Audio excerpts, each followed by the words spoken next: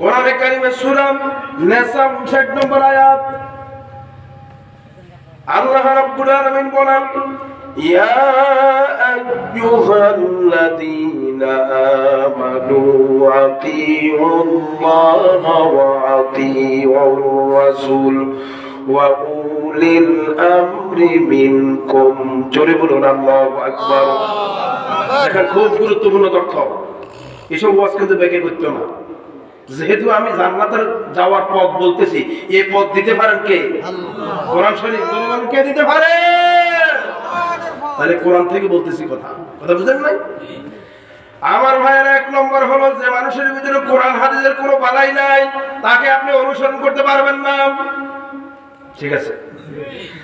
আজ আমাদের সমাজের ভিতরে লক্ষ্য করুন আমার ভাইয়েরা, কত নেতা আমরা মানি, নেতা নামাজ একক তো পড়ে না, আল্লাহ গাঁজা খায় 6 ওয়াক্ত, এরকম নেতা আছে না ভাই? আর বাস্তবতা আছে না ভাই? নির্বাচন যখন আসে আমার ভাইয়েরা ডিজিটাল টুপি হাতে তসবিহ পড়তে নিয়ে চলে যায় সৌদি আরব। নাই? খায় জনগণের মাল, টিয়া সব চলে যায় সুইস ব্যাংকে। আল্লাহ অপরাধ করে একজনের সাথে মাফ চাই সৌদি আরব যাইয়া, আছে না? আমার ভাইয়েরা টাকা জনগণের সব খাই চলে গেছে সৌদি আরব, ইয়া সুইস ব্যাংকে, কথা বুঝেন নাই? কিন্তু মাফ চাইছে, আল্লাহ তুই আর মাফ কর। কাবা শরীফ যাই আমার ভাইয়েরা তসবিহ নিয়ে পট্টি নিয়ে চলে গেছে কাবা শরীফ, আল্লাহ আরে মাফ কর, আল্লাহ তুই আর মাফ কর। আচ্ছা আল্লাহ মাল খাইছেন না জনগণের মাল খাইছেন? তাহলে মাফ চাইতে মাল জনগণের কাছে, জনগণের কাছে মাফ চাই, জনগণ ঠিক কিনা? সুতরাং যারা আল্লাহর অনুসরণ করে না, নবীর অনুসরণ করে না, ও যাই হোক আমরা তাকে মানি না, জনগণ ঠিক কিনা? ঠিক আছে? আল্লাহ রমজান যখন আসে দেখবেন কত রকমের টুপি, এক একজনের টেনশনে থাকে। কেউ আসে আমার ভাই ইফতার পার্টি করবো, নিজের দলের প্রচার করে, জনগণ ঠিক কিনা? এক একজনে এক ধান্দায় আমার ভাইরা বুঝাই যায় সারা বছর মসজিদের খবর রাখে না। রমজান যখন আসে খতিবকে সতর্ক করে, মুয়াজ্জিনকে সতর্ক করে, সারা বছর সব লোকের মসজিদের সাথে সম্পর্ক থাকে না, জনগণ ঠিক কিনা? যেই নেতার ভিতরে অথবা যেই মুরব্বীর ভিতরে, সে যেই হোক, কোরআন হাদিসের অনুকরণ যার ভিতরে থাকবে না, ও আমার বাবা হলে আমি তাকে মানি না, ও আমার মা হলে আমরা তাকে মানি না, জনগণ ঠিক কিনা? মনে কিছু দিবেন না, বাংলাদেশের কত হুজুর আছে দেখছি আমি, আল্লাহরে আমার নিজে পায়ের ভিতরে সেজদা হয়, আছে না নাই? ওই আসতে পারে, আছে না নাই? আমার ভাইরা গাঁজা খায়, আছে না নাই? গাঁজা, সেজদা, নারী ব্যবসা, আমার ভাইয়েরা এইসব জুয়ারি, এরকম আসতে বাংলাদেশে নাই। আমার ভাইয়েরা যদি কোরআন হাদিস বিরোধী আমার ভাইয়েরা কোনো আর কথায় থাকে, ওখানেও আমরা যাবো না, কারণ সেই জায়গায় যাওয়াও কবিরা গুনাহ, জোরে কোন ঠিক কিনা? আর তাকে অনুসরণ করো কবিরা গুনাহ, জোরে কোন ঠিক কিনা? কি বলতেছি আমার ভাইয়েরা লক্ষ্য করুন। 3 নম্বরে বলা হয়েছে আমার ভাইয়েরা ওয়াউলিল আমরি মিনকুম।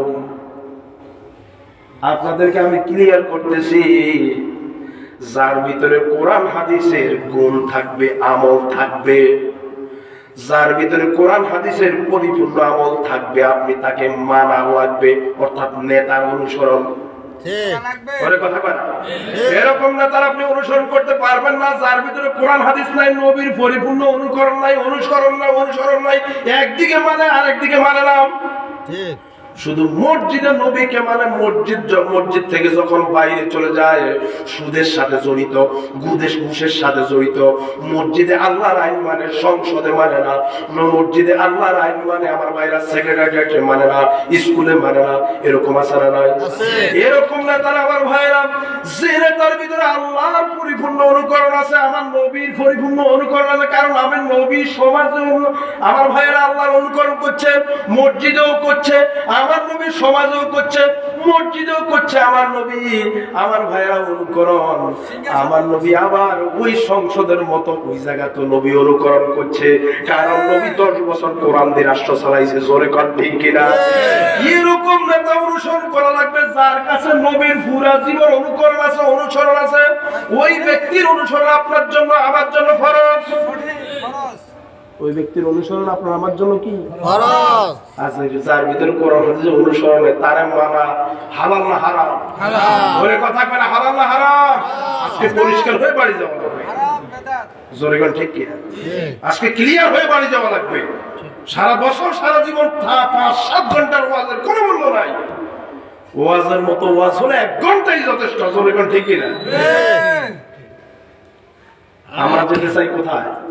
জান্নাতে। কিন্তু তারা ঢুকবেন নাকি? না, জান্নাতে। কোথায়?